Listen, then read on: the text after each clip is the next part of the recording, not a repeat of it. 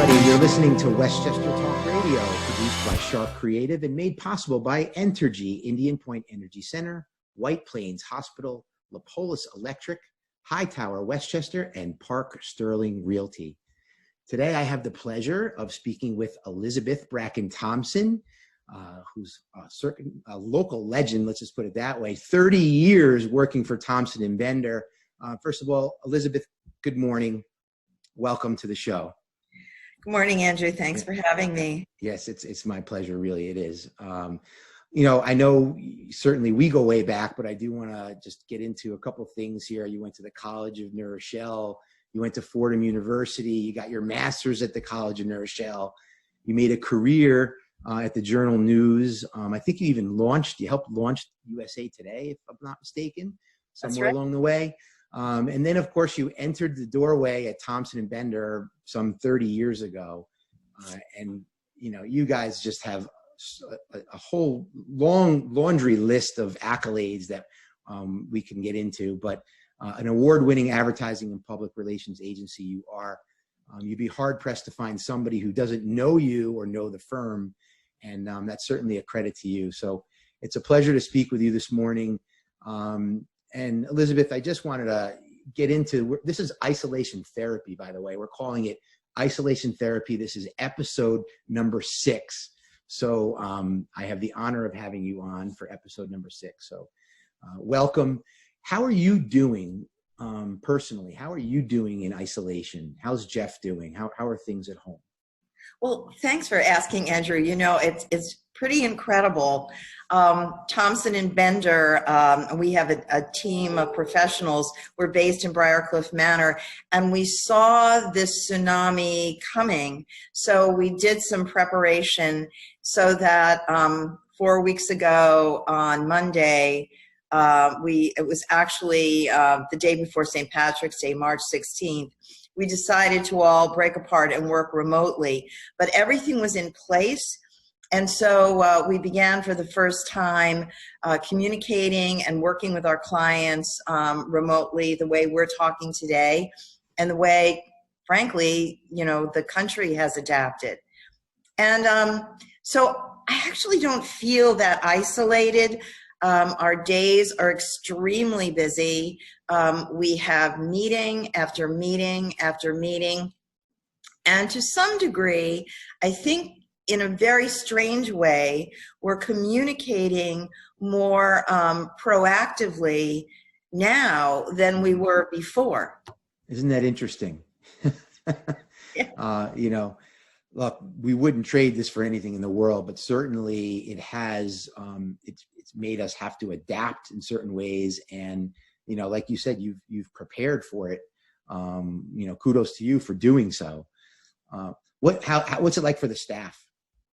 So we begin, you know, we have our first meeting of the day with clients or in regroup sessions at 9 a.m. every single day. And the way we begin is it's kind of like the old Brady Bunch where you have on your visual screen, you know, your boxes, and everybody's kind of looking to the left and looking to the right and saying, how are you today? How are you feeling? Which is kind of a nice way to begin. And thankfully, none of my staff has had an experience yet with COVID-19 in terms of contracting it, either themselves or their family. But it's kind of a nice way to begin. It used to be we just plunge right into work in the old way in our building or show up at a meeting. But now we take that moment, sort of check in on how everyone's doing. And I sort of hope that continues and we don't take, you know, our wellness for granted anymore. There you go. Yeah, I think there's a little bit of a slowdown and a little bit of, like you said, not taking things for granted and appreciating each other and communicating that. And man, I hope that we come out of this with more of that as we get busier in our lives. And in many cases, we're just as busy. It's just, it's a different approach, you know, when you're working from your home. There's just something about that, you know. Yeah. What would you want your followers or your listeners to know about Thompson and Bender and how you're better equipped to help them going forward. When the boomerang comes back and we're back out there again, what is it that you'd like to impress upon them? Well, I guess, it's a closeness with our clients and a real connection with our clients. So as I mentioned earlier, we have meeting after meeting after meeting throughout the day. And to some degree, I feel like we're almost busier and actually more efficient in many ways working with our clients than we were before. We've actually learned a great deal about how to make efficient meetings, how to really manage our time more effectively, and to some degree communicating better with one another than we were before. One of the things we always prided ourselves at Thompson and Bender was to react quickly and be able to be dynamic and move quickly. A word everyone's using now is pivot.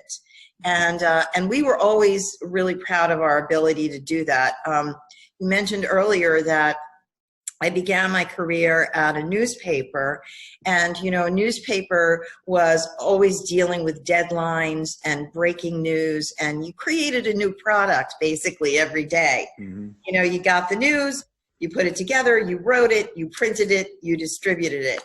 And so we were always tuned to be very quick on our feet and nimble. But I feel like we're going to come out of this experience even more nimble and being able to pivot and react more quickly, because the situation we're in right now is so fluid. It's not business as usual. So you have to adapt, and not even in just the way you're doing business, but also in how you're dealing with your clients. I heard a really good phrase the other day, and this is a time to be pitching in, not to be pitching your product. Mm. And I think that's really true. And so for all of our clients, we're helping them turn the corner and create an opportunity for them to maybe give back, not worry about promoting themselves and their product as much as promoting wellness and giving thanks to others who are on the front lines doing battle. Yeah. And that, and since you said it, that is precisely what this isolation therapy is all about. It's in some ways my way or my company's way of reaching out and hearing from people, and sharing your thoughts and your ideas, and maybe some people will learn from it. Maybe it'll bring a smile to somebody's face, but the whole idea of paying it forward, I think more than ever is really important right now. Let's part with this. I know you have some clients in the medical field for sure. Anything you want to share about that you're seeing out there on the front line, or what is the messaging that you're doing now that's different from what you may have been doing before? Yeah, well, there's been the governor calls him patient zero.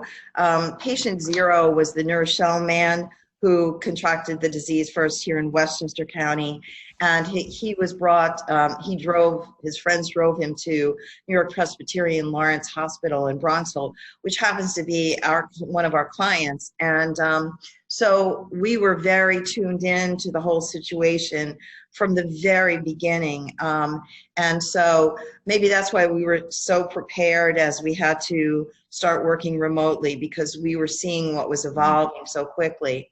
And I just can't express my heartfelt thanks enough, and my salute to the healthcare heroes who are truly the soldiers who are fighting on the front lines every single day against this invisible enemy of COVID-19.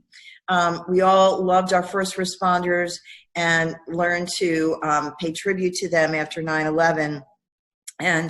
And after going through this experience, this dark, dark time, I believe that our healthcare professionals are the heroes that we're all going to have to salute and thank from the bottom of our hearts, because they truly are putting their lives on the line. They absolutely are. And I feel like we are, as a whole, appreciating that. I think you hear it, every single day. these, virtual claps that people are doing, or in the city every night at 7:00, or I noticed somewhere, and I think it was in Buffalo somewhere, people are coming outside every day at 7:00 and kind of dancing in the street, but socially distant, right?